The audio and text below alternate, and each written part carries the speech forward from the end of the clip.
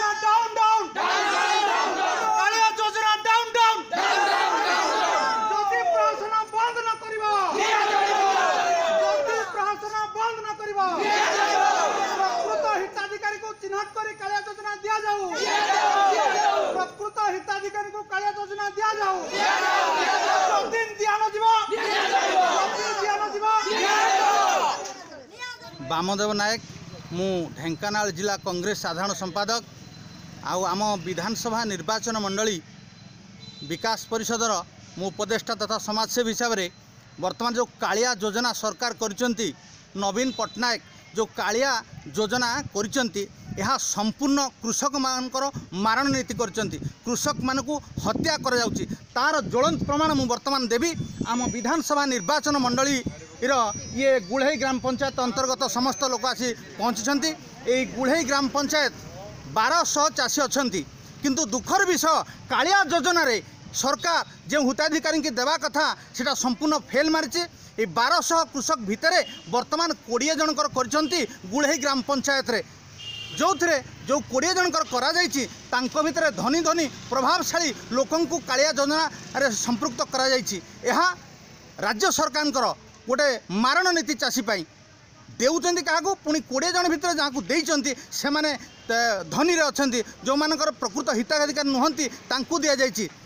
तेणु मु राज्य सरकार को घोर निंदा करे कालिया योजना यही प्रहसन को बंद कर जाऊ। ए प्रहसन केवल सरपंच मान को पोषा जाउछि ए प्रहसन जिला परिषद मान को पोषा जाउछि। आपनकर जहाँ सरपंच जे जो सरपंच जी धनी लोक ताठू किसी पैसा पकई तांकु कालिया योजना संपृक्त कर नवीन सरकार जहाँ पैसा पकई कालिया योजना संपर्क करटा कौन राज्य सरकार गोटे वैमात्रिक मनोभाव नुह कि ओडिशा प्रति आज ये जनसाधारण ये निजर श्रम दे ये बसी।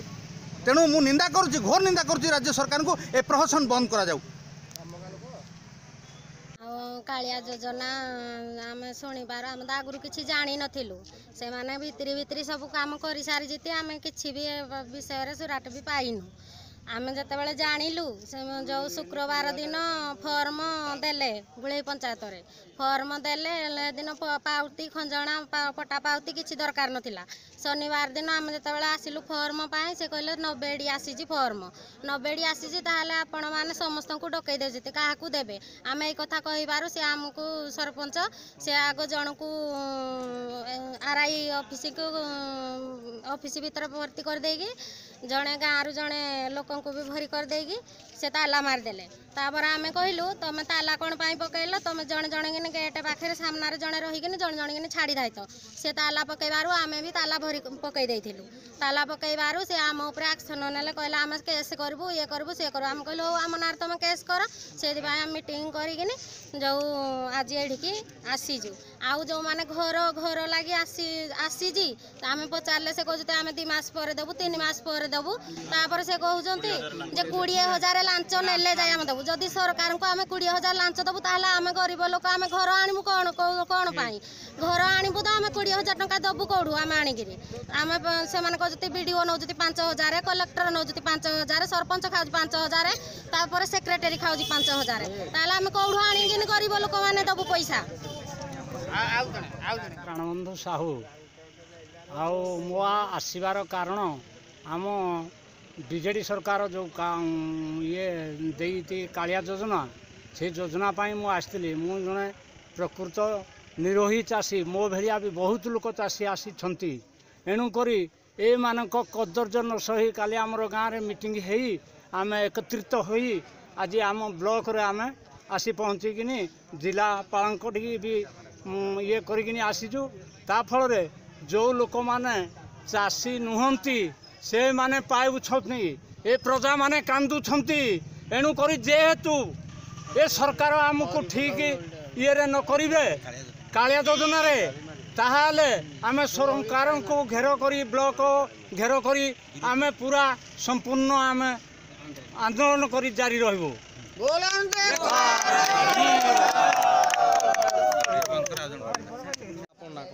ମୋ ନାମ କାଳନ୍ଦୀ ଦେହୁରୀ, ଗ୍ରାମ ଗୋଢ଼େଇ ପଞ୍ଚାୟତର ମୁଁ ଜଣେ ଚାଷୀ। ଏ କାଳିଆ ଯୋଜନାରେ ଭୁକ୍ତ ହୋଇ ନପାରିବା ଯୋଗୁଁ ଆଜି ଆମେ ହିନ୍ଦୋଳ ଗ୍ରାମବାସୀମାନେ ଆନ୍ଦୋଳନ ସକାଶେ କାର୍ଯ୍ୟକାରୀ ନିମନ୍ତେ ଆସିଅଛୁ। ସମସ୍ତେ ଭାଇ ଭଉଣୀମାନେ ଆସି ଏଠାରେ ଯୋଗଦାନ ଦେଇ ଧାରଣ ଦେଲା ଭଳିଆ ହିନ୍ଦୋଳ ବ୍ଲକରେ ପଡ଼ି ରହିଛୁ। କିଛି ତାର ହିନ୍ଦୋଳରୁ ସୁଜିତ କୁମାର ବେହେରାଙ୍କ ରିପୋର୍ଟ, ଶୁଭମ ଟିଭି। ନିବେଦନ କରୁଅଛି ସମସ୍ତଙ୍କୁ।